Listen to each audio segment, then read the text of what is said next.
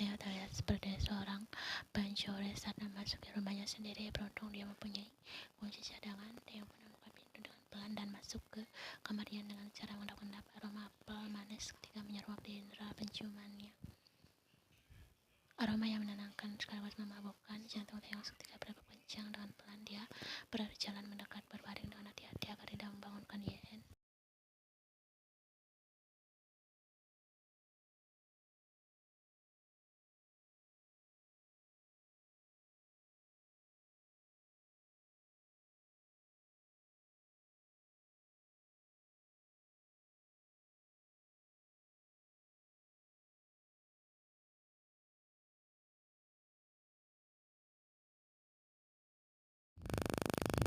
Ian mengerang dan menggeliat pelan. Theo pun mengusap puncak kepala Ian agar kembali tidur lelap. Theo menjamkan kedua mata, nikmati perasaan bahagia di dalam hatinya. Dia menatap Ian tidur lelap dalam lekapan. Pipinya terlihat semakin cabi, tubuhnya pun sedikit berisi.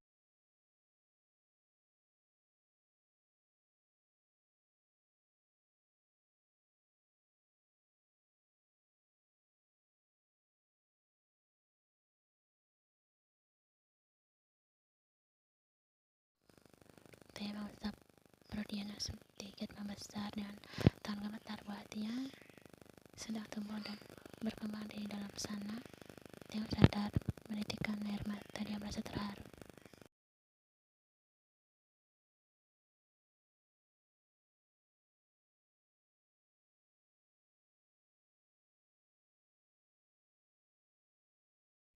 Langit begitu cerah. Ian berjalan riang menyusuri jalan setapak. Di sepanjang jalan banyak bunga tumbuh bermekaran. Jam terlentik Ian terulur memetik salah satu bunga itu, bunga mawar putih. Bunga yang cantik. Ian berbalik menatap lelaki tampan yang sedang tersenyum manis pada dirinya. Lebih cantik bunga ini atau aku? Lelaki itu mendekat mengambil alih bunga mawar dari tangan Ian. Jika kamu bertanya apa yang paling cantik di dunia ini, jawabanku hanya satu, kamu. Dia menyelipkan bunga mawar di telinga Ian.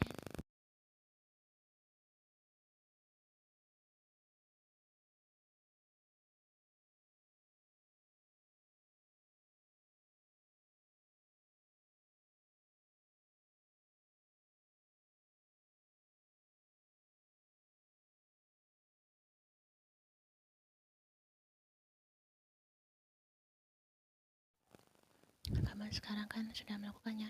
Rasa Ian malas sekarang dan selamanya akan tetap menggenggam seperti ini. Ini janjiku padamu, Ian.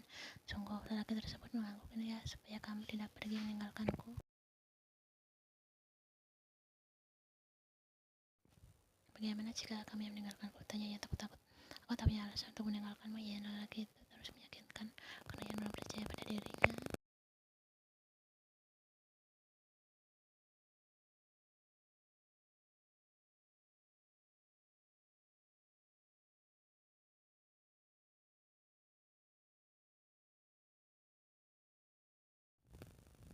Aku juga saat mencintai Mas Sobin.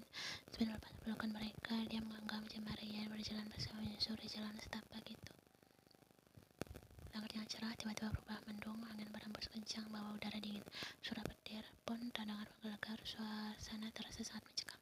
Ian tanpa sadar meluk Sobin erat. Kenapa cuacanya tiba-tiba berubah? Guman Ian takut.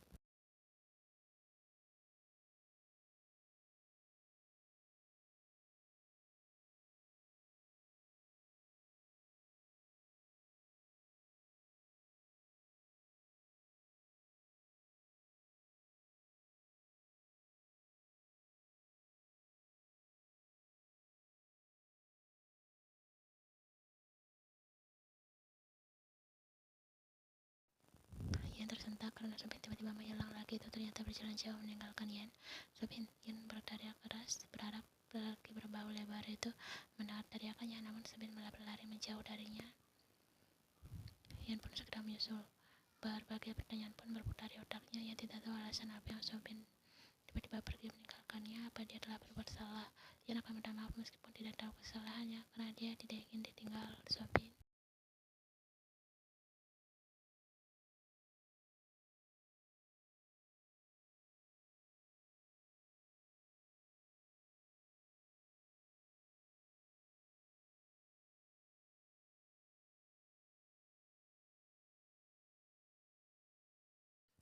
Yan terjatuh karena sudah sangat lelah mengejar.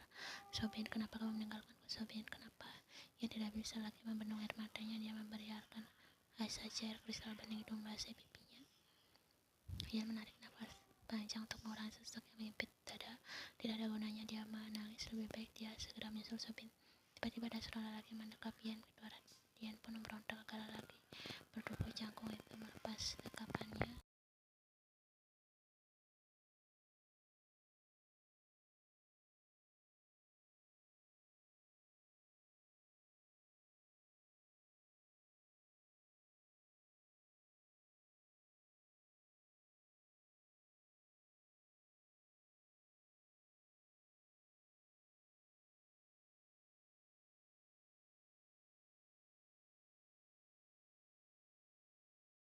Yan mulai kalut karena tak mungkin bisa menyusul Sobin. Dia nyaris jatuh ke jurang jika tidak ada sepasang tangan kekar yang mendekap tubuhnya. Erat jantung Yan pun semakin berdegup kencang. Yan tersentakam.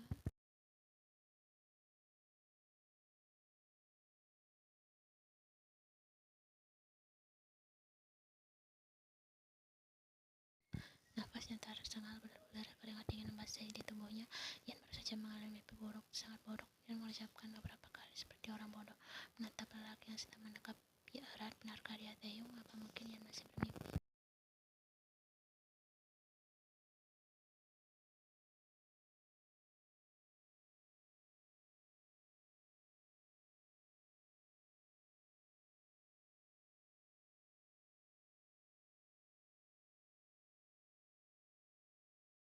Yan meranikan diri mengusap mata, hidung, dan bibir.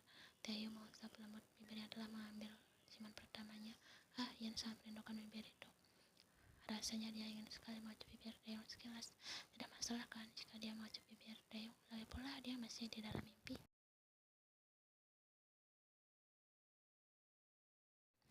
Entah kenapa jantungnya berdebar sangat kencang. Dia memejamkan mata dan mendaratkan kecupan manis. Ia tersenyum tipis karena berhasil. Mimpi buruknya seketika berakhir indah. Ia ingin menjauh, tapi sebuah tangan malah menahan dengkulnya.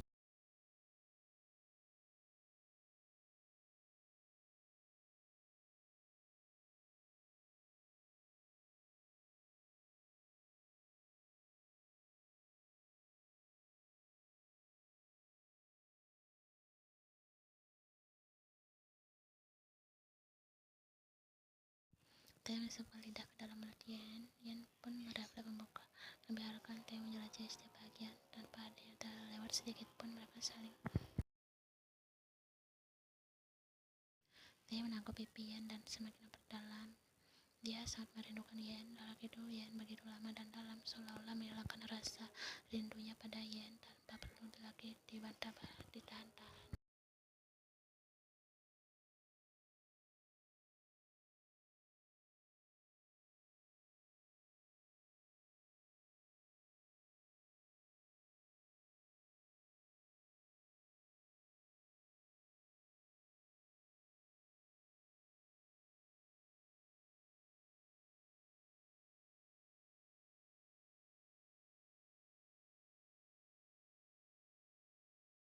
Taeyong tergagap pelan mendengarnya. Dia mendekap Yan semakin erat. Rasanya sudah lama sekali aku tidak memelukmu. Tubuh Yan menegang, refleks mendorong Taeyong agar menjauh darinya. Kedua matanya menatap Taeyong lekat. Jika dia sedang bermimpi, kenapa hidupnya bisa mencium jelas aroma Taeyong? Aku tidak mimpi kan? Tanya Yan pada dirinya sendiri.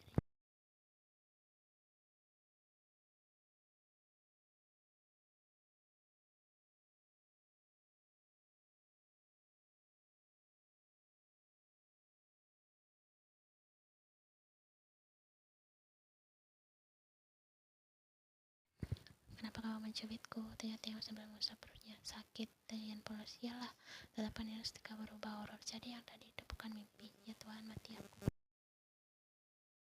Yan menutup seluruh tubuhnya dengan selimut karena malu. Dia pikir masih bermimpi. Bahkan ciuman mereka tadi sangat panas. Taeyong tertawa keras. Menurutnya Yan terlihat sangat lucu.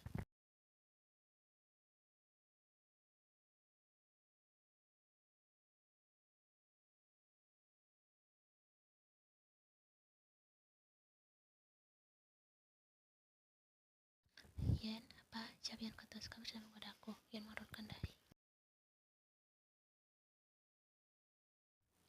Menggoda bagaimana sih? Tanya tidak mengerti. Tanya menelan ludah susah payah melihat kemeja besarnya yang sedang dipakai Yen. Wanita itu tidak memakai, hanya mengenakan yang telah terbayang dan balik kemeja putihnya. Yen pun juga telah jelas di mata Taeyong.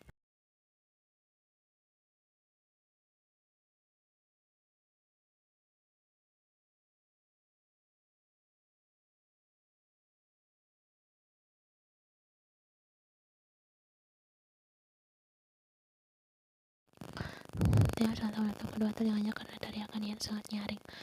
Taeyong menatap. Yen tidak terima. Ya, Tuan Taeyong, jika aku tidak, berarti aku tidak normal.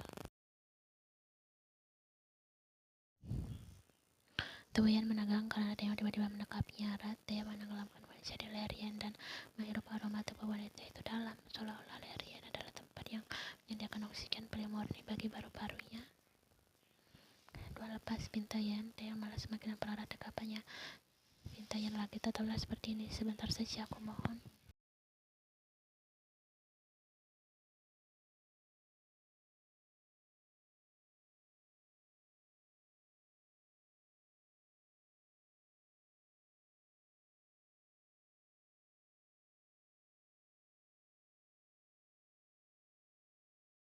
Tuan, Yen mulai pelan. Dia mulai tidak nyaman dengan posisi mereka. Wajah cantik itu merasa geli karena hembusan nafas.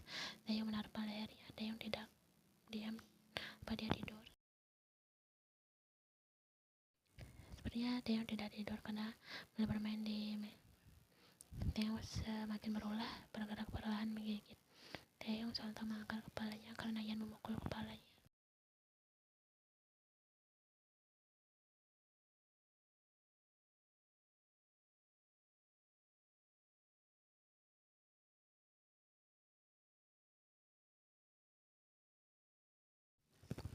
Yen menatap Taeyong takut. Kamu mau tidak? Hah? Yen memasang wajah Cingho. Wajah Taeyong merah. Entah kenapa dia merasa canggung.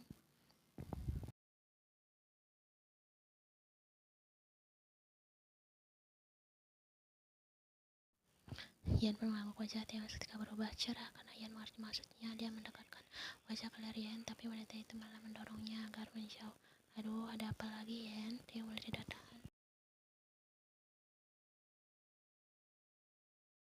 Tuan mau apa? Makanlah, jawab Taeyong kesal. Biar saya siapkan dulu makanan di bawah. Astaga, Taeyong menatap wajah kasar. Dia terlihat sangat frustasi. Yen melihat Taeyong bingung.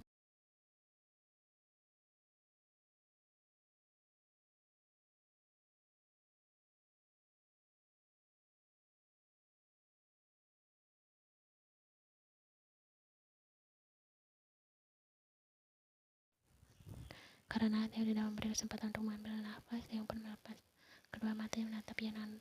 Dia ingin tapi Yen malah menahannya. Sekarang hampir pagi.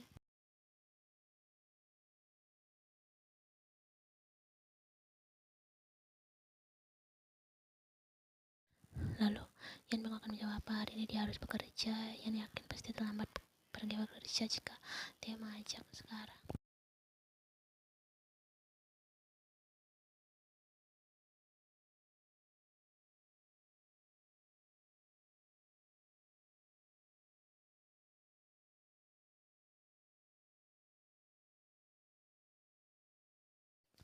Berapa jam kemudian mereka akan memulai untuk Taeyong mengusap Yen yang sedikit itu sembari